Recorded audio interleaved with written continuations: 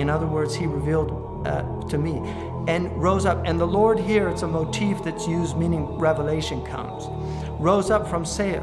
In our tradition, this is Jesus. So he was given a revelation in Sinai, وَطُورِ سِنِينَ وَهَذَا الْبَلَدَ الْأَمِينَ. And then he shined forth from Mount Paran. And the word in Hebrew, it's a light, Jebel Nur. Mount Paran. Paran is Faran.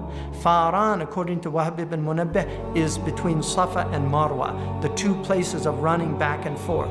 Faran is also, according to Yaqut al-Hamawi, the great geographer, it is the mountains of Mecca.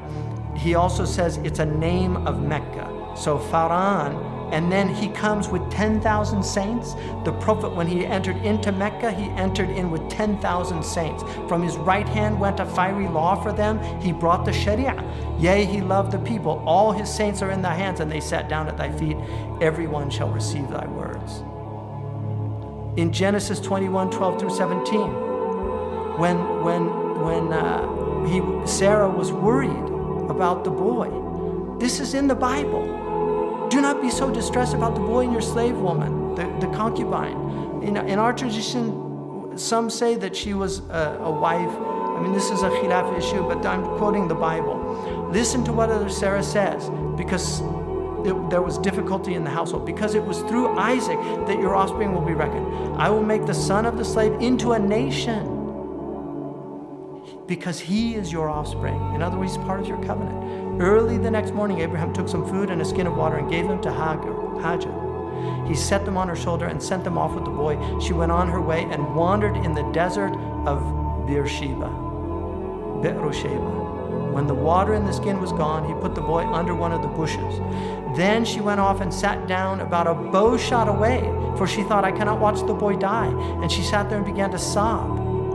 God heard the boy crying, and the angel of God called to Hagar from heaven. I mean, how can you not say that this woman is not blessed when God's calling and speaking to her from heaven and said to her, what is the matter, Hagar?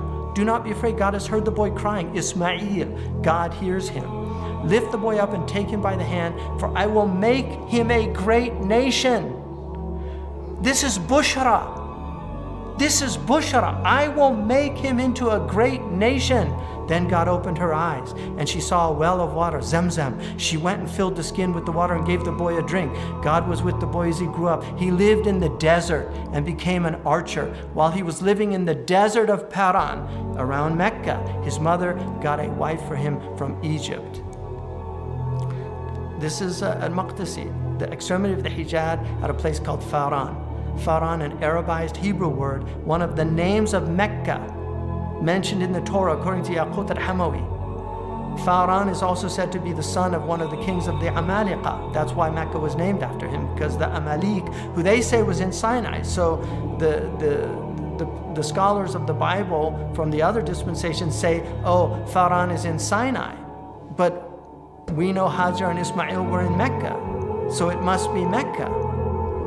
So this is, and then the desert of Paran is it also interprets the Hijaz in Old Arabic translation of Samaritan Pentateuch, the Tanakh, or the Torah. According to Wahb ibn Munabbih, Tal Faran, hill of on the outskirts of Mecca, mentioned in the book Kitab al-Tijan, a pre-Islamic compilation.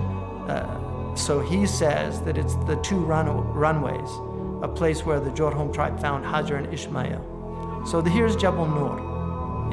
This is Faran, the light that comes out of Faran. So Isaiah 42, when they were told that the Prophet was in the Torah, they went to Ka'b al-Ahbar, who knew the book, the previous books. He knew the Torah, and also Abdullah ibn Amr ibn al-As was asked about this, and he says that what he quotes from that is that the Prophet ﷺ was my abd, my servant. And then he says, he quotes this from Isaiah 42, 1 through 25. So just realize that this, our tradition, all of our tafsirs use this. When you look up in any tafsir of the ayah that they find him written in the Torah, These are the verses they bring.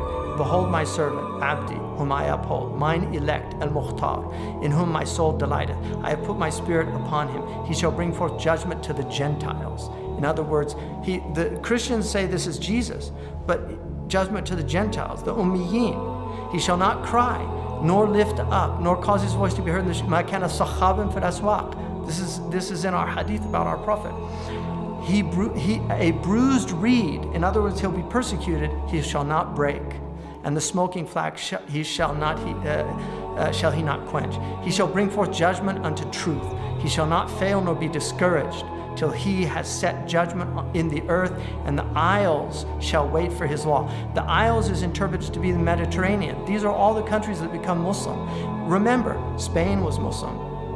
Sicily and Lower Italy was Muslim. Greece was ruled by the Muslims. Turkey was Muslim. Cyprus was Muslim. Lebanon was Muslim. Palestine was Muslim. Egypt became Muslim. Libya, Algeria, Morocco. That's how they interpret it. They interpret it as the Mediterranean. So they are waiting for his law. Thus saith God the Lord, he that created the heavens and the earth, stretched them out, he that spread forth the earth, and that which cometh out of it, he that giveth breath unto the people upon it, and spirit to them that walk in. The Lord have called thee in righteousness, and will hold thine hand, and will keep thee, and give thee for a covenant of the people, for a light of the Gentiles. So this is the Shiloh. This is the one who takes the light of the Jewish prophets and brings it to the Gentiles, to open the blind eyes, to bring out the prisoners from the prison, and them that sit in darkness out of the prison house. I am the Lord, that is my name, and my glory will I not give to another, neither my praise to graven images. Behold, the former things are come to pass, and new things do I declare. Before they spring forth, I tell you of them. So, new things, it's a new Sharia. Sing unto the Lord a new song, and his praise from the end of the earth. Ye that go down to the sea, and all that is therein, the isles and the inhabitants thereof. Let the wilderness and the cities thereof lift up their voice. The villages of Kedar doth inhabit. Let the inhabitants of the rock sing. Let them shout for joy from the tops of the mountains.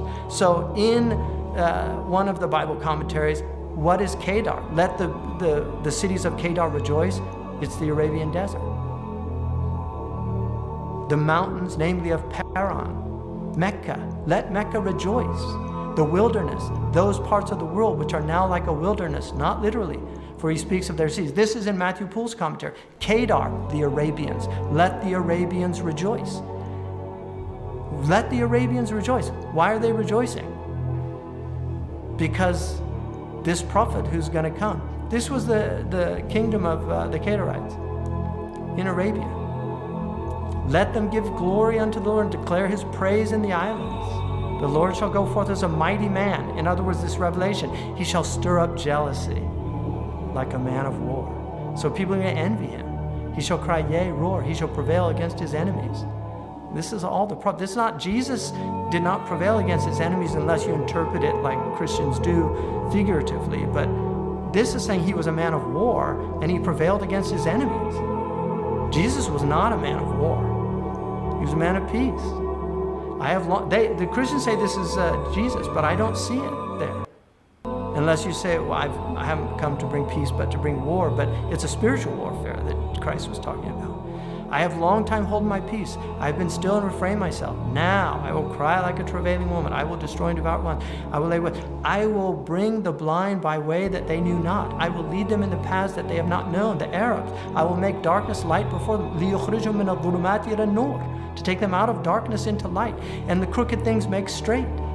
Istiqama, sirat al-mustaqim. They were on sirat mu'waj. They were on a crooked path. He made it straight for them.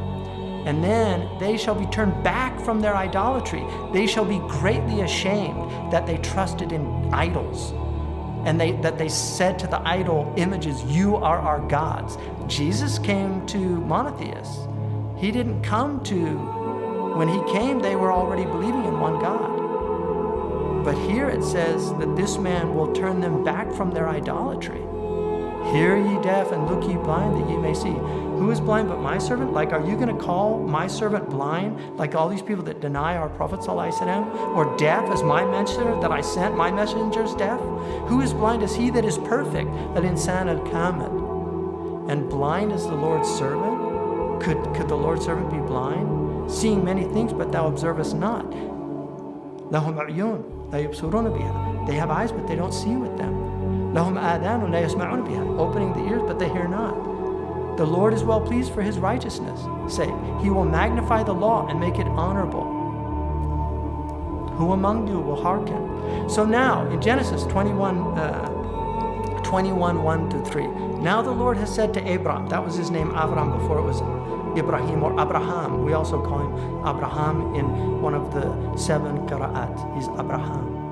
Get thee out of thy country and from thy kindred and from thy father's house unto a land that I will show thee.